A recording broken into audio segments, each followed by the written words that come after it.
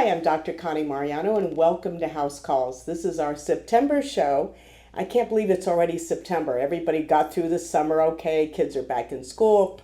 My snowbirds are beginning to come back little by little. Our weather here in Arizona is under 100 degrees, so it's quite pleasant here now. So we've made it through, and I always start off with my honorable mentions to honor those people who are celebrating their birthdays this month. Now, the month of August was the second most popular month with birthdays, but this is the month that we actually have most of the birthdays. 9 out of the 10 most common birthdays are in the month of September. So go figure. 9 months before here, 9 months before September, it's winter. People decide to have babies or keep warm, and babies result. So happy birthday to the following people: Jerry Mills in Virginia, Laura Ziff, who has been on our show before, world traveler, former guest talking about travel, Nia, my lash queen friend, my wise and good friend Craig Clifford, who is the North Dakota farm boy as he likes to describe himself, Dr. Glenn Tanner, a chiropractor friend of ours, Hugo Rodriguez, who we call Lord of the Rings and has been a special guest twice on our show talking about jewelry, and most recently in July about his journey to become an American citizen.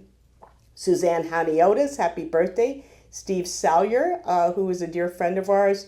Dr. Adrian Adler-Neal, prior guest on our show, who is a psychiatrist and a specialist in meditative therapy. Dr. Cindy Chai, internist friend in San Diego. Tommy Williams, good friend of ours. Dr. Alicia Benjamin in San Diego. Phyllis Green, who was my assistant at the White House for several years. Sandra Mackey, dear friend of ours and a fellow widow, who's been on our Widow's Walk podcast several times, as well as House Calls. Dan Miller in South Dakota, Liz Brown, San Diego, Patty Arcoleo in Florida, Dr. Michelle Louie, a gynecologist friend of ours at the Mayo Clinic. My cousin, Cherry Mariano Ballesteros, happy birthday. Donna Venturelli, Lynn A. Miller-Pato here in Scottsdale. Karen Bendock, Jane Roy, Wendy Beck, Tommy Strassner in Oregon. Maureen Storch, who is a former Army White House nurse. Dr. Nisha Money, Donna Corrigan, Bob McLean, our friend in Canada. And finally, last but not least, Pope Leo had a birthday the same date as Richard Stevens, who is the father of my two sons and the grandfather of my grandkids. So happy birthday, all of you. So usually on my podcast, I always invite a guest to be with me. And I decided to do my monologue instead because of several things. There's a lot of material I want to cover, and there's a lot of things for thought that I wanted to share with you. I'm in my office now in Scottsdale, and I'm surrounded by memories around me. I have pictures of my days at the White House, pictures of my residency in internal medicine, pictures of people I met through the years, pictures that have special meaning. So it's the memories that are here with me today. I have pictures of my family, my grandkids, so I've got the past, the present, and the future all in one happy place. And that gets me going on my mission in life as I see patients day in, day out to keep them alive and keep them active. So this has been a very tough month for me. It's been a particular tough month because of loss. I experienced the loss of three people in this life that I knew very closely the last couple weeks. The first one is Susan. She passed away a few weeks ago at the age of 95. We wanted to get her to 100, but fortunately it wasn't meant to be. She'd been with me for 24 years. I'd known her for 24 years. I took care of Susan and her husband. And I loved her dearly. I would see her in the last couple of years almost every month. She'd come into her clinic with her daughter, who's such a dedicated daughter who brought her in. And every time I saw her, we would just catch up on things, catch up on life. And I knew that we differed on some political issues, and I understood that. And I never argued with her. We never argued with each other because we respected each other. We respected each other's opinion, each other's lives, what we'd been through. So never criticized her. She never criticized me. And I think it was the fact that we were respectful and we liked each other. We'd known each other so long. And so during my last visit with her, about a week before she passed, I went to go see her. in the hospice house where she had been transferred, and I gave her a big hug, and I told her I loved her and that she loved me, and then she passed a few days later.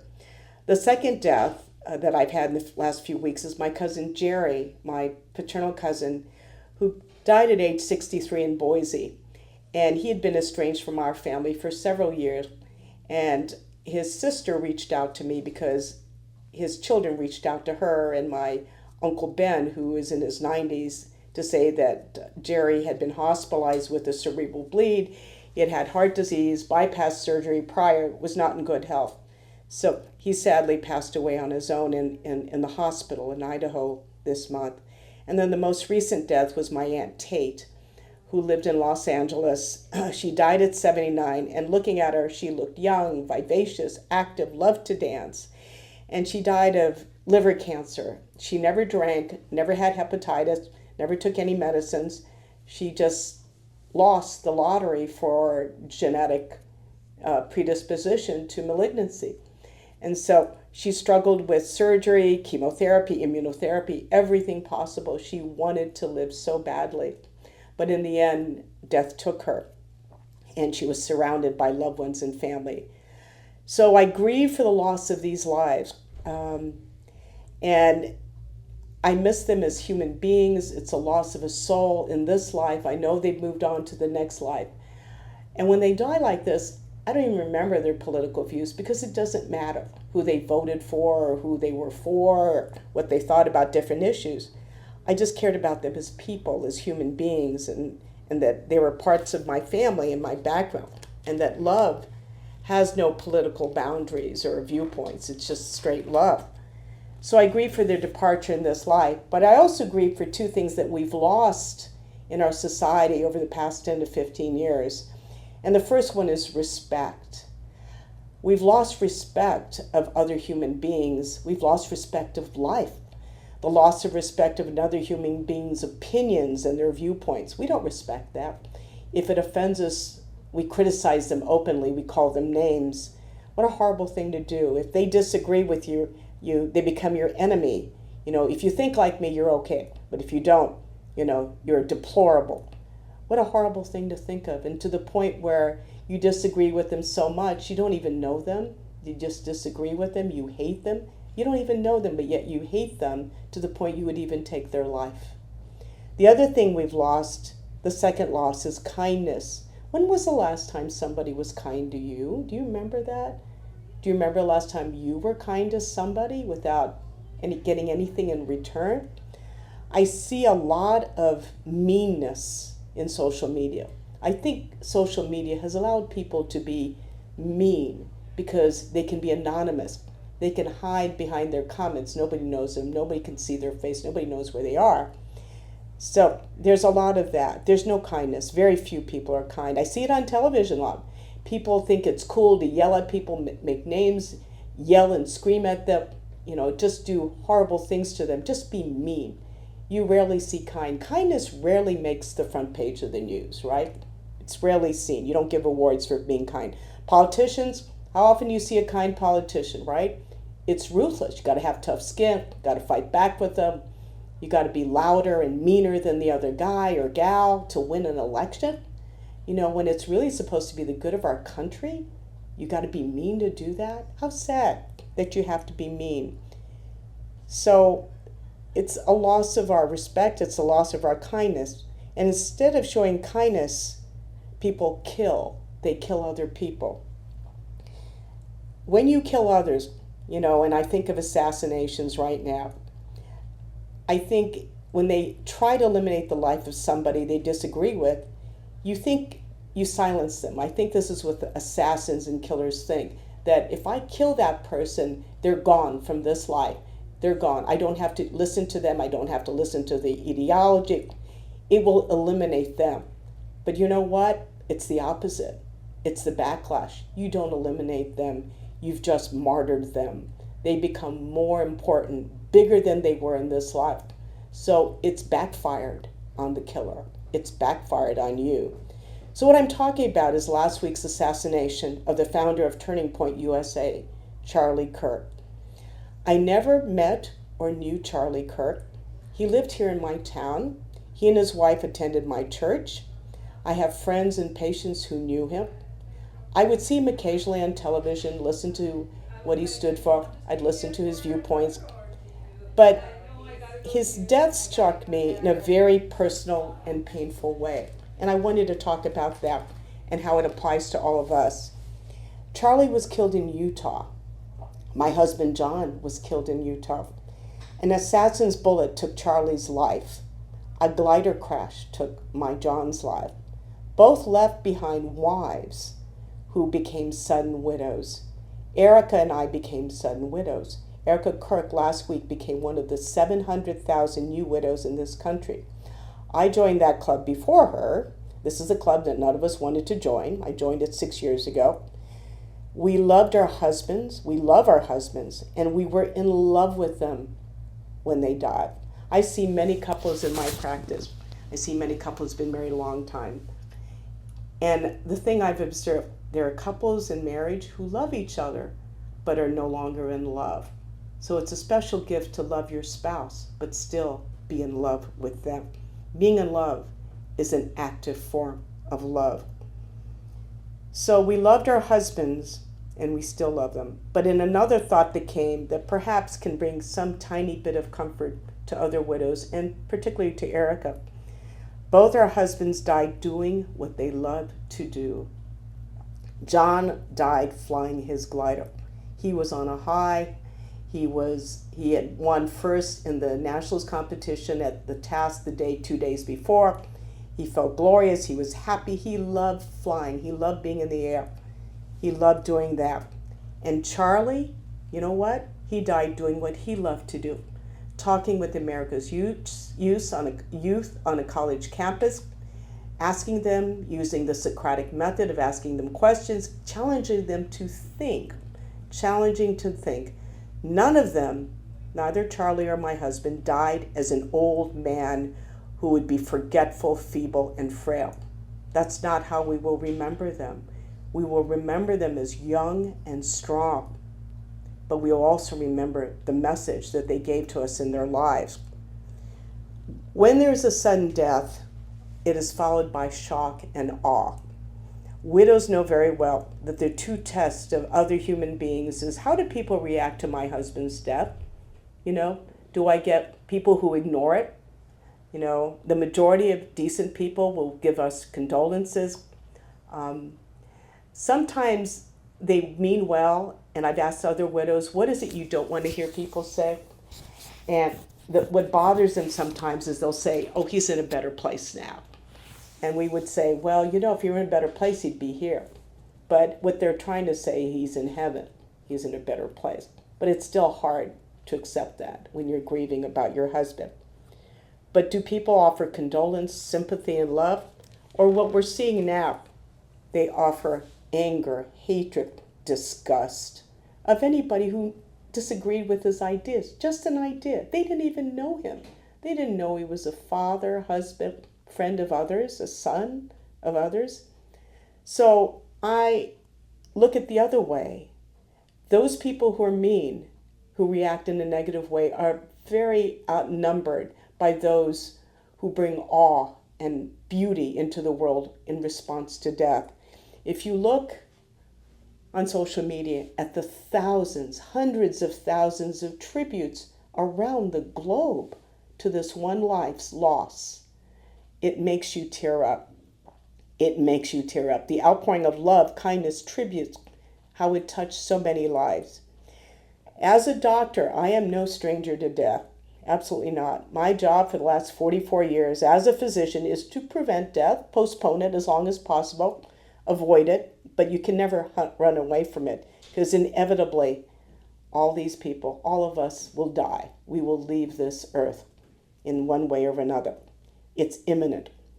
So as a doctor, I know that truth. But as a former White House doctor, where I spent 9 years, I am no stranger not only to death, but to the threat of assassination.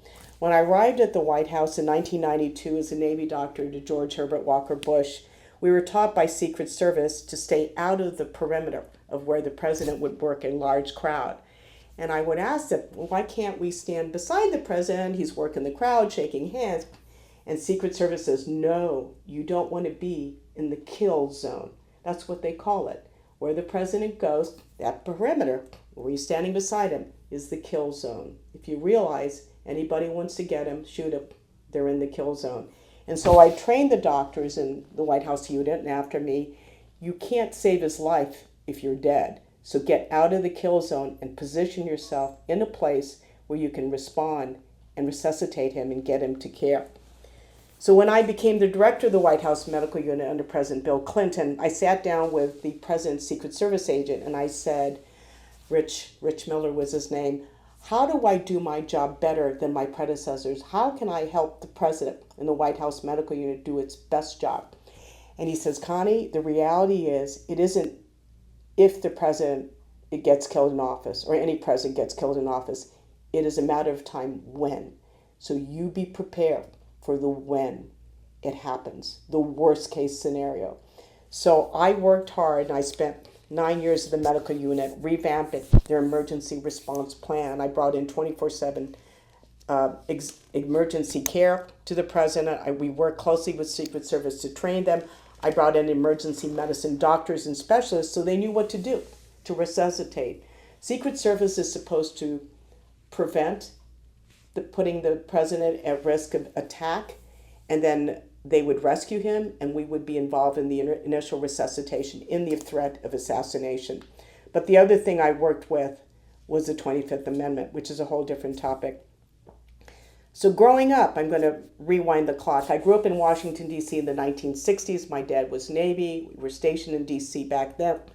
I was 8 years old when I heard the first time the word assassination. And that was when President John F. Kennedy was assassinated in Dallas on November 22nd, 1963. That hit home because my father's cousin, Marciano Mariano, was a valet at the White House. He had served in the president's White House. He took care of the president like many other Filipino stewards in the home of the president at the White House. So we knew personally what was going on. And I remember being in parochial school. I was in class that day, the day he was shot in Dallas. The nun came into the room. She whispered to the nun who was leading the lessons, and they said to us, we must pray. The president has been shot in Dallas, Texas. So we prayed. And that afternoon, as our parents were picking us up curbside, the word spread that the president had died. And of course, in true Catholic guilt manner, somebody had said, well, I guess we didn't pray hard enough, kids. We didn't pray hard enough. But I remember 3 days later, November 25th, 1963, waking up to the sound of my mother weeping in the living room as she was watching the funeral of John F. Kennedy. And I remember the images of the president's son, John, as they were watching the president's casket parade past on Pennsylvania Avenue, and his mother, the widow, Jackie Kennedy, signaling for her little boy to salute his father's casket. Those things touch your heart, and they stay embedded in your memory. Also in that same year, in 1963, in August, that was the March on the Mall in which Martin Luther King was there speaking on the Mall, and the lessons he was teaching America to prevent racial divide, to unify us and not see people as color, but not the color of the skin, but the character of the human being, and the lessons Martin Luther King was teaching us all.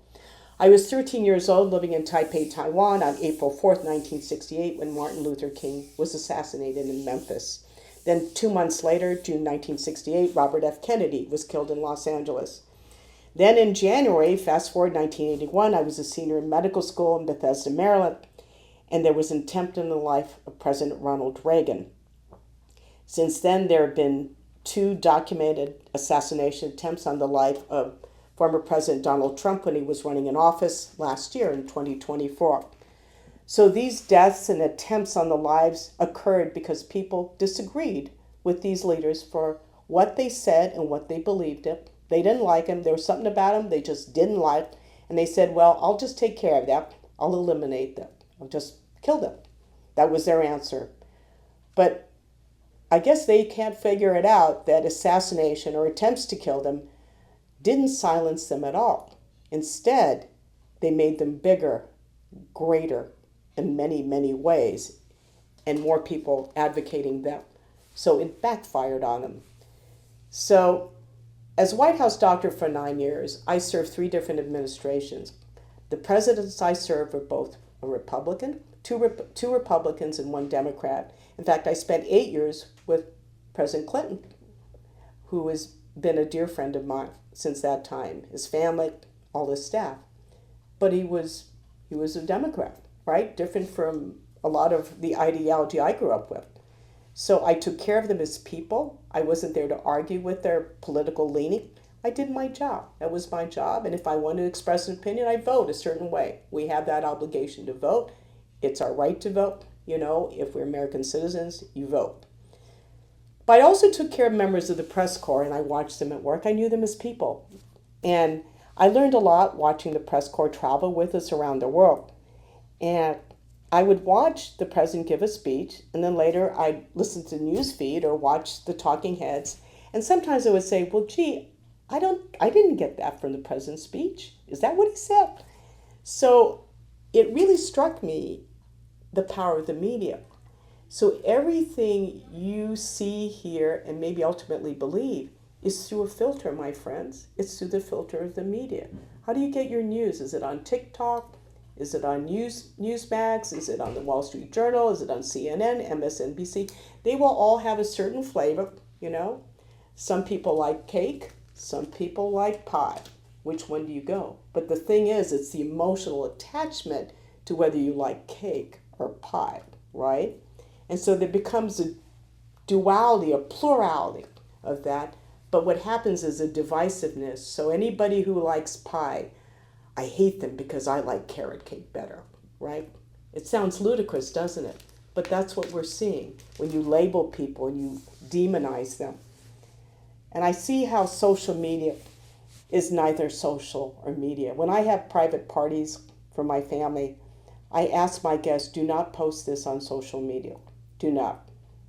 Anything in my private life, I don't want it posted because it's my private life. Because invariably there's somebody who would quip something bad. There's always somebody out there. There's jealousy. They don't like Filipino doctors, whatever. They'll figure something. Can't please everybody. You should realize that. And why deal with that, right? So I think probably the thing, everybody wants fame and fortune. I would rather be anonymous in a lot of ways, but my higher power, my God tells me, don't be silent. You have to work for me. And one of the things there's a T-shirt that I have at home. I should have worn it today. That says, has written on it, I work for God. The retirement benefits are great. So I think of who's in charge really in the end. But going back to social media, is it really social or become more isolated, more divisive as a result? Also back to the media, there's nothing that sells paper and media more than controversy and divisiveness. So it's almost fueled. It's almost created more and more. You put kerosene on it to grow more divisive so we can fight. They against us. Why are we making each other the enemy? Why? Why are we hating each other? So as I was preparing my remarks for this podcast, an angel or divine intervention popped up on my laptop. And I got an email from Marcia Meyer, an old friend of mine, a dear friend of mine. She'd been on my show before, talking about her program, her project. Marcia Meyer is a former teacher and a successful businesswoman who lives in Phoenix. And she's passionate about educating America's youth about something we need so very much now that I talked about, that we have lost. And that is kindness. She founded the Be Kind People Project, where she has an incredible troupe of singers, dancers, actors. They travel around the valley to high schools. They perform, but they identify with the kids in the audience. And they teach a lesson of being kind to each other. Why that is a tremendous gift. Just be kind. So in her email, it was an email that she was sending out at the time to lift everyone's spirit. She had some great messages that she was sharing that I would tell her I would share today. Number one thing, love is better than hate, right? Who would disagree with that? How many people would say, oh no, hate is better than love? Come on, guys. It's like love is better than hate. Would you not agree? To be loved is better than be hated. We also have biochemical proof that love is better for you. You want to live longer, you want to have a happy life, love people more. We have the oxytocin hormone that raises, makes us bond with people, make us happy. It's the love hormone. We have higher levels of it when you approach life with love. People who love have a better life. They're joyful, they have more friends, they experience that. You've also heard the term random acts of kindness. It was coined by Ann Herbert in 1982 when she wrote the following: practice random acts of kindness, senseless acts of beauty on a placemat. She put that on a placemat in Sausalito, California. So I believe in that, random acts of kindness, but not only random. Don't be random, be deliberate. Deliberate acts of kindness. So there are two things I do every morning when I wake up. I wake up with a prayer, grateful to God that I'm still in this life. And then the second thing I ask is, show me what to do today and show me how to do it with kindness. So that each and every human being, each soul I encounter, be it on the street, stranger on the street, in the grocery store, on an elevator, that I acknowledge them with respect and I treat them with kindness. And it is a challenge sometimes because you'll meet people who don't want to make eye contact, who hate you just by the way you look, whatever, but they're angry. And I feel sorry for them because anger kills people. Not only the person that they inflicted on, but them. They don't live great lives if they live in anger. They have high blood pressure, they have heart disease, they stroke, and they wind up going to jail if we capture them. They don't have great lives. They're not happy. So what do you do when you disagree with someone? You hate what they say. I tell people, if you don't like what you hear, turn off the radio. My patient, Susan, who died, was getting upset reading the New York Times every morning. I said, well, just stop reading it. If it bothers you, just don't read it. Don't keep inflicting. You've got a wound, stop pressing on the wound. Don't do it. You don't like what you see on TV, change the channel. You have that right. You have that free choice to change it, right? And if you want to make a difference, do it positively, in a creative way, in a thoughtful way. Go get people advocate, find an alternative to what you like, to what you're protesting against, but do it non-violently. Don't shout, don't yell. If you try to yell at somebody, they're not going to listen to you. It's counterproductive. Whoever won because you yelled and shouted them down. You see it on TV, people yelling at each other, they get angrier. Nobody's thinking, they're reacting with emotion. Nobody's rational.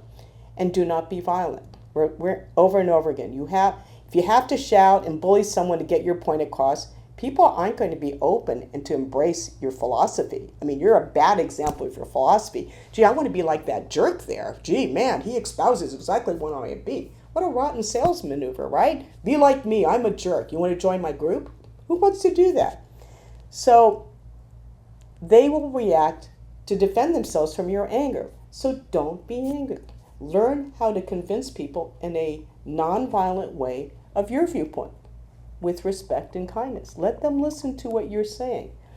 If you show kindness and respect towards the audience, you'll convince them more effectively over and over again, more than ever. So I'm going to end this podcast with two enduring messages of two individuals whose messages have lived on despite attempts of others to silence them. And these two people have been killed by the crowds. Mahatma Gandhi was killed in 1948 by an assassin. And the paraphrase message that lives on is this: be the change that you wish to see in the world. Be the change you wish to see in the world. The final message I'm going to leave you with is from Jesus Christ, who was killed by the mob, right? Killed by the crowd. That's what got him on the cross, as they were shouting, crucify him. He was crucified. We have the date of death, April 3rd, the year 33. That's how we gauge our years, the birth of Christ. So he was 33 when he died. And Jesus left us with this message: love your enemies, and pray for those who persecute you. Can you do that? Can you love your enemies and pray for those who persecute you? Something to think about. And my final prayer is go in peace. God bless you all.